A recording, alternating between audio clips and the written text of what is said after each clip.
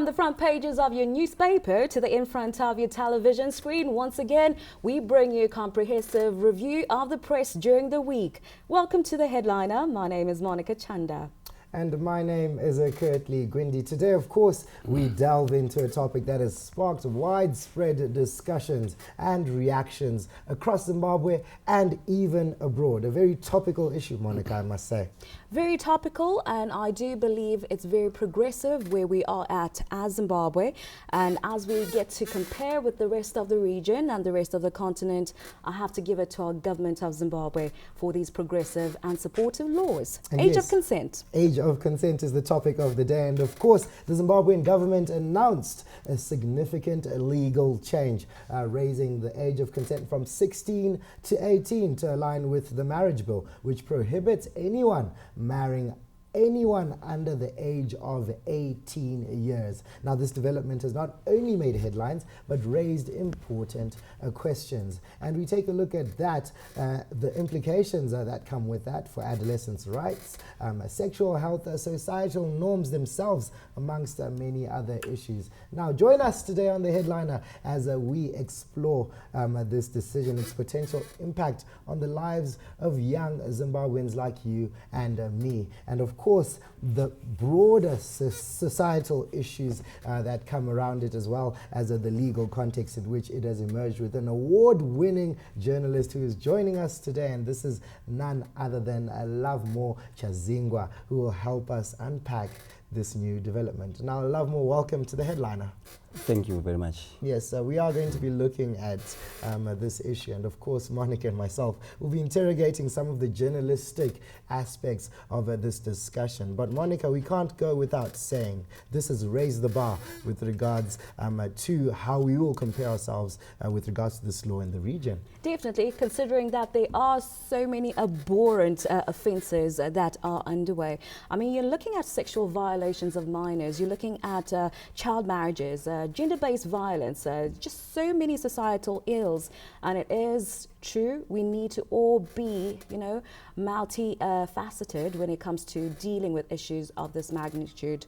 But Kurtley, let's get straight into the headlines, because we need to unpack this issue thoroughly in the second segment with our guest Lovemore. And let's start off with some of those headlines that really made headlines today. We kickstart with Financial Gazette of Thursday, tagged economic prospects improving amid rains as the significant, we're looking at the significant rainfall that the country has received since the end of last year is good news, not only for farmers, but for the rest of the country. This also looks at issues to do with food security as well. Oh, yes. But we are urging the public with these rains, we are encouraging, do not cross flooded rivers.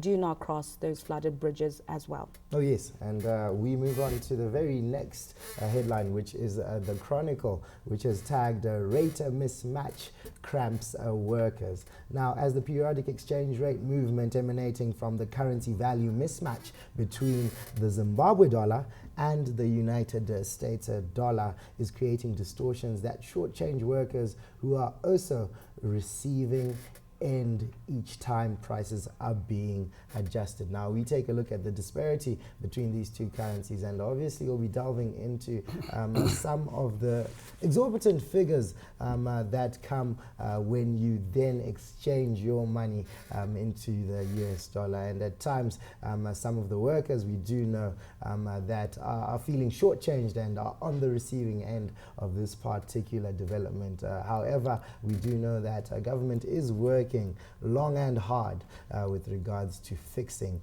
this economic issue. Monica? Let's also move on to the next headline, which is in the Daily News.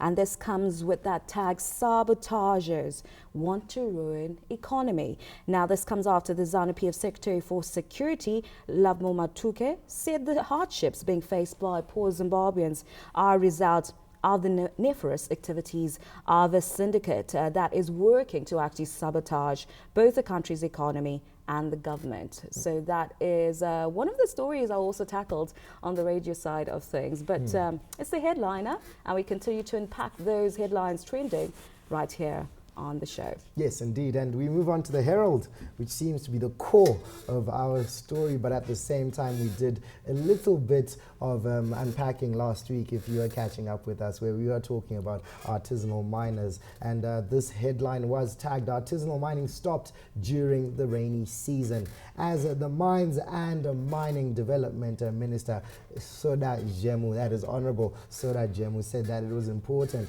for artisanal miners to stop operations during the rains so as to save their lives. And we do know that we were tracking a story last week where a very, very sad development did happen. However, we do know that through the works of the government, the same ministry that is being spoken about, the aforementioned ministry, is also in a position now to put this stance and make this decisive stance in order to protect the lives of these artisanal miners. We do know that there is small-scale mining as well as larger-scale mining that is also happening, but at the same time, we are protecting these artisanal miners. And obviously, our story of the day, Monica. Well, our story of the day, as we get to celebrate.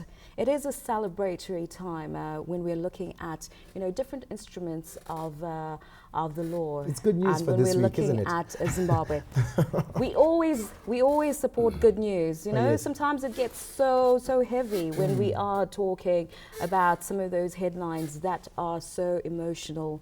But today, we are actually going to be looking at age of consent, and while we also, celebrate even some of those young persons who are representing Zimbabwe at a global stage. I mean, the likes of Ms. Chido Cleopatra Mpemba, she actually is the AU Commission Chairperson, Special Envoy on Youth, and she also did hail this new, the law that was recently gazetted by His Excellency the President. That's an awesome development, and of course, Lovemore is still with us. We will be unpacking this story and more.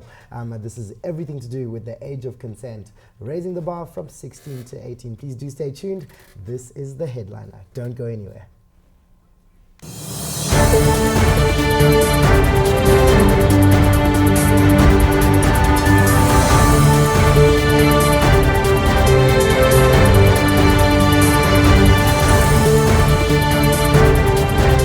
Welcome back. This is the second segment of the headliner here on ZBC TV, where we take a look now at the issue of the day. And obviously, we are looking at the crux of the matter to do with the age of consent, with a tagged headline that is obviously giving Monica a celebratory mood. Monica, all this and more. I'm here for it. And these are the kind of stories we love to unpack, and also have media consultants joining us to have a thorough appreciation of what's currently taking place. And while we know that, yes, the legal year for 2024 was recently opened, and there was a celebration of the Constitution of Zimbabwe 10-year anniversary. Oh, yes. And with that given, we touch on age of consent.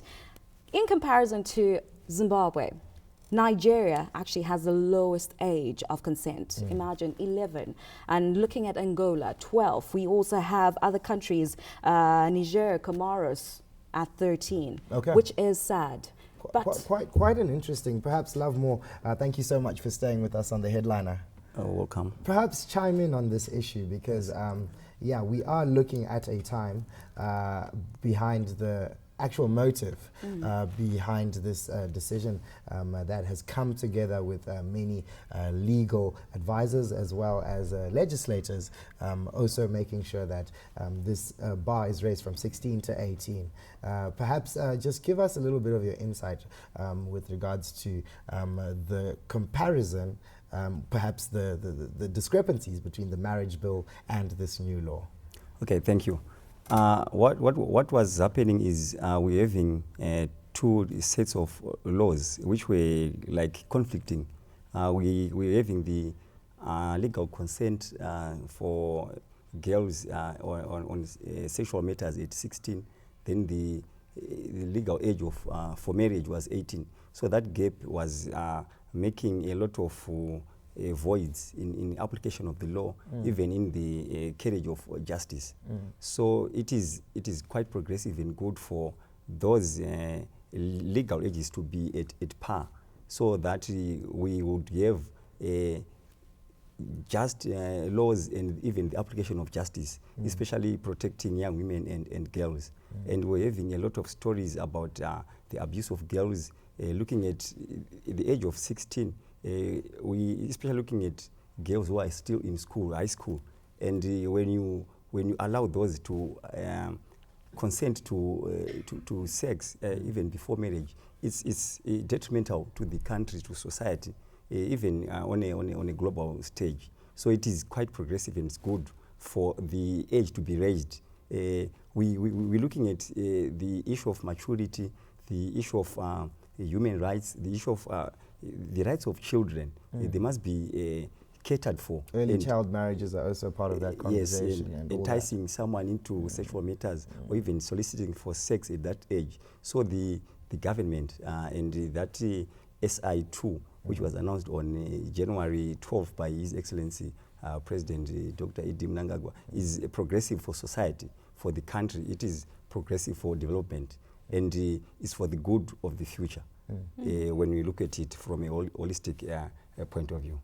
And Lovemore, coupled to that, with what you have shared, your views around this, how would you say the public has received this development, and how would you put it across? Coming from the legal experts, coming from youth advocacy groups, we're looking at even some of those, religious organizations, because while we look at issues of age of consent, and you did bring into context a very important aspect where there has been generally a discussion and debate around the legal age of sexual consent as well as age of marriage. So how would you say this has been received? From what we've seen on different media platforms, social media, mainstream media, feedback on the online news sites, there is a celebration all over the place. And that celebration will send a strong message to those who are still hogged in the past, or those who are in these practices. They'll see the light and maybe come on the train and leave behind their practices where they abuse children under the age of 16 or minors, and we'll see that society in general will be safe. It will be a safer space, a safer place for young children, young women and girls, because of some of these instruments, which we hope will soon be enacted into law, and the application of those who breach these laws in society should face the full wrath of the law, and that should send the very message that is intended by government, even by progressive organizations and progressive individuals in our society. Yes, because we obviously, in light of the statutory instrument 2 of 2024, we obviously want to interrogate. You talked about, the full wrath of the law being applied to perpetrators or offenders. However, we do have these child protection agencies who come to play, human rights organizations, and any other stakeholder that has the practical direct impact to enforce this law. Now, what is the impact of some of these groups, or even on the ground, when we then look at the teenager itself, or the spectrum of being a teenager is wanting to be in a relationship. Humans by nature are sexual beings.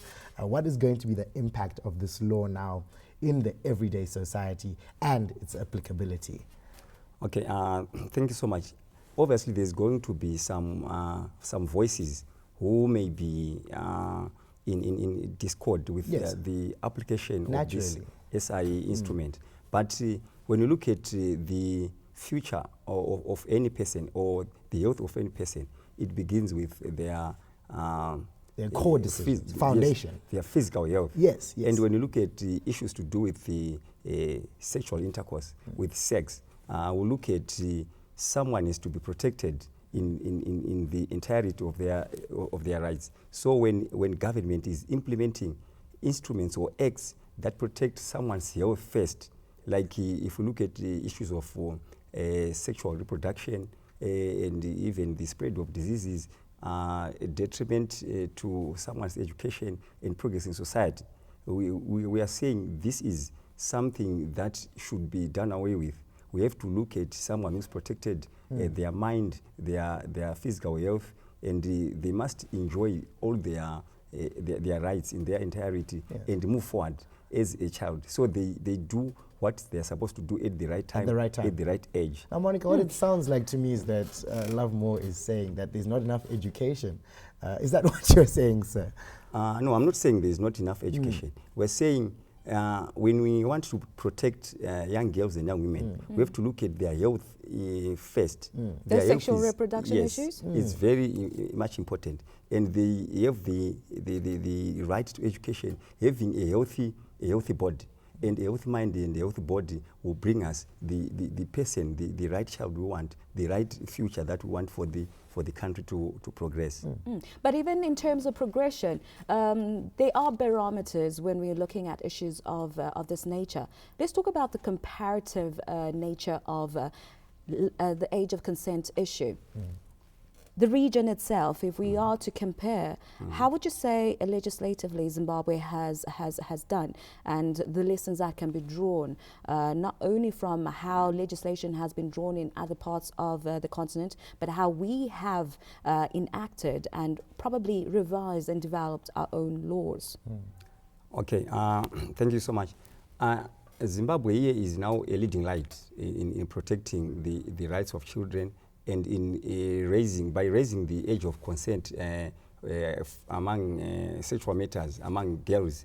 It has shown that it is very much concerned about the future of the country, the future of the continent, even where we can talk of the future of the globe, because children are the future. And when the children are oppressed or they don't enjoy their rights, it means we are also doing ourselves a disservice, which is not good for progress, which is not good for development. So in terms of comparing Zimbabwe and other countries, Zimbabwe has done remarkably well. It's a torchbearer in as far as we look at the age of consent, because someone who's at 18 years of age, I think they're mature enough to make decisions, their own decisions. They are not under any coercion, under oppression.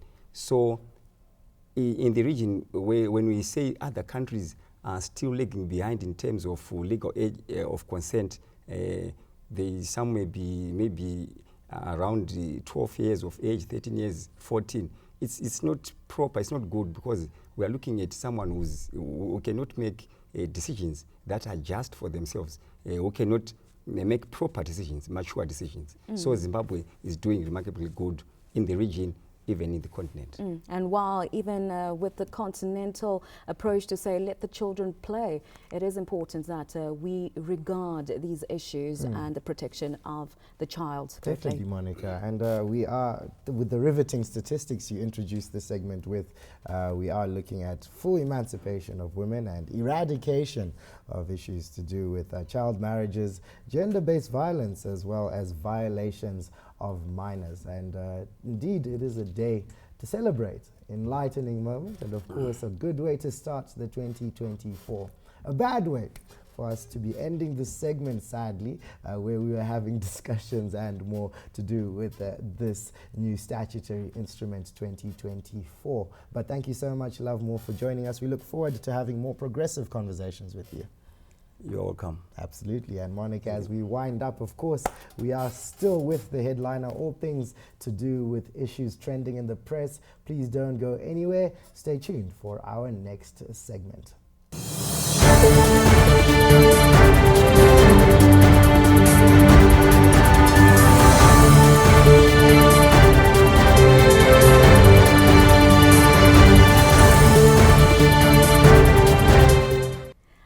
Once again, welcome to the headliner, and this is the third and final segment. We call it the editor's choice, and the editor gets to get a pick of the stories that he feels or she feels made the headlines. And we have our in-house editor, Wellington Makonese, who is in studio with us, and we are looking forward to this conversation. Season's greetings to Wellington, and thank you so much for joining us. But first and foremost, Curtly, our editor's choice. This segment is one of the interesting ones. Jam-packed, my personal favorite. Exciting times here on on the headline in 2024. And of course, I know for two reasons I'm happy the man sitting next to me is here.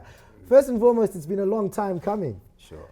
Wellington, where have you been? The headliner has been calling you, and you finally took up a stance only in 2024. Indeed, 2024 promises to be a good year. I've been around, but of course, looking at the festive season, it's a busy season, running around. Of course. It's a season that you have faced quite numerous issues and developments. in the political terrain. Landscape, yes, of course. And the second reason I like you today, and obviously the headliner will be having a very huge field day with regards to your analysis of this issue. We know that the 2nd of December is the day, 2023 is the day that the President, His Excellency, Comrade Emmerson Mnangagwa, announced that he proclaimed rather the by-election date to be February the 3rd of 2024.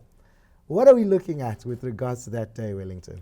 Well, yeah, it's almost around 2 weeks left before the by-elections, and of course, a lot has happened on the political parties front, particularly the main opposition, that is the Citizens Coalition for Change. As we witnessed, about 22 candidates who have been nominated under the CCC banner were removed from the ballot paper. Yes. So heading into the 3rd of February elections, we have a similar scenario, and of course, there are quite a number of court cases from that particular party. Yes, because we see you in Parliament and court, we try and balance some of these variables that do happen in developments. So what does that mean for some of these vacancies that will now be available? Are they going to be replaced?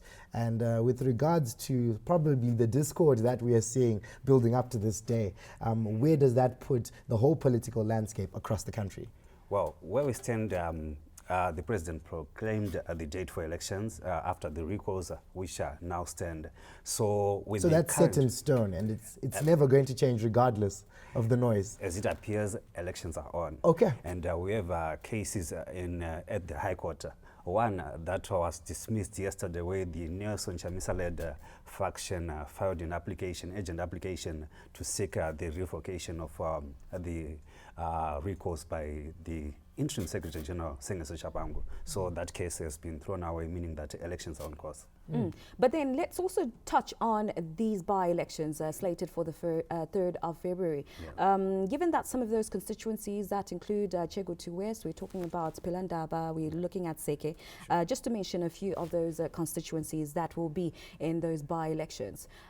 You spoke about the Secretary General of the CCC, Chapangu himself, and I know different sects of the media have had their fair share of trying to understand these recalls, also trying to understand what's before the courts and how this presents to the legislative framework and even to the political sphere, like you put it across, Kirtley.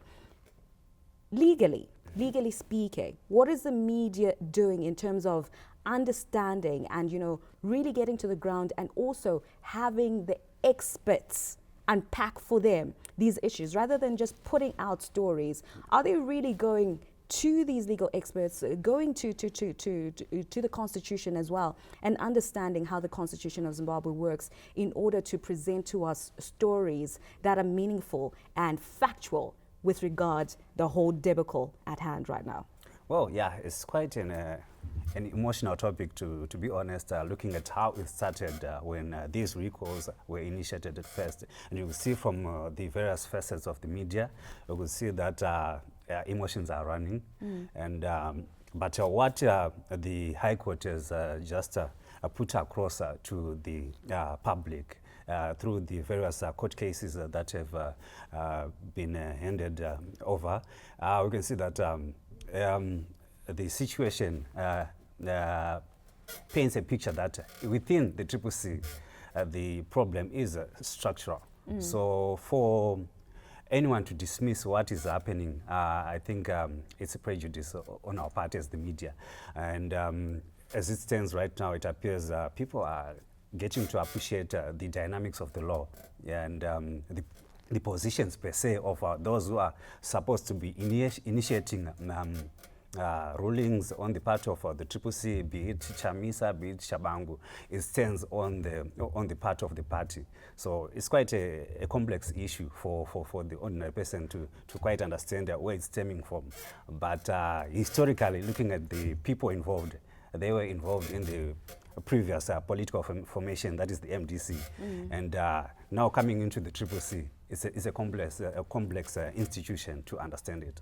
Absolutely. Complex situations on the ground, and also the media who are cautioned in terms of how they are reporting of these matters around the political landscape, because there has been issues to say the media is also polarized, and there is a lot of that bias, and hence there is the strong nature to say we also have some sects of the media that then misinform the public in terms of what is on the ground. But going forward with the by-elections in mind, 3rd of February, how would you say political parties are preparing? You are on the ground, you know, having to interview the different political parties and having to understand their preparations in the run-up to the by-elections. What are some of the political parties say? Well, the main parties are ZANU-PF and the Citizens Coalition for Change. And of course, we have instances where the CCC has double candidates. All of them are on the ground, of course, barring the confusion that is there, which has taken them to courts. But on the ground, they are campaigning, rallies, and of course, door-to-door initiatives to drum up support. And they appear to be gearing for the day. But what is the sticking issue now is what will happen to those that were recalled in the CCC and they filed nomination using the same banner CCC. Would you be at liberty to probably help us understand, talk us through what then happens? Because in as much as there are certain cases that are before the courts, and then we have the by-elections coming, what will this mean? What will this present to these particular candidates or supposed potential candidates? It doesn't look quite promising, because we have precedents from the 9th of February by-elections where those who filed their nomination under the CCC, yet they were recalled, their names were removed from the ballot. And we have such a case again on that around 3, that is members of parliament seats, and 19 from councillors. So if we are to look at the precedents, it's not that promising. And then it means if a particular seat, for example, let's say Pelanda has 2 candidates, if the other one, the CCC member, is removed from the ballot, it means the other candidate automatically becomes the National Assembly Just allow me to chime in there. With regards to that perfect site of an example, which was just leading me into this question. Perhaps if we interrogate a situation or circumstance where there is already discourse, or discord rather, at a primary level, are we going to be able to trust such leaders, or perhaps such political parties or representation for the nation at large, already seeing that there is a little bit of instability from a primary level going forward? How best can one, perhaps you are a seasoned broadcaster, Wellington, you're coming from a point in time, I think we've worked together in Parliament, but now you are even at the courts, and you see some of these issues still being pursued at a higher level in the build-up to an election, which shouldn't be happening. Typically, citizens should be seeing campaign strategies, as well as, you know, the door-to-door campaigns you have just cited, and perhaps people are running around in court and not necessarily doing the crooks and hooks of the matter which are set before them. It's something that the electorate by now, I think they are learning. And looking at the previous As someone election, on the ground, is this really happening? Are they learning, or they're still just trying to push an agenda and narrative?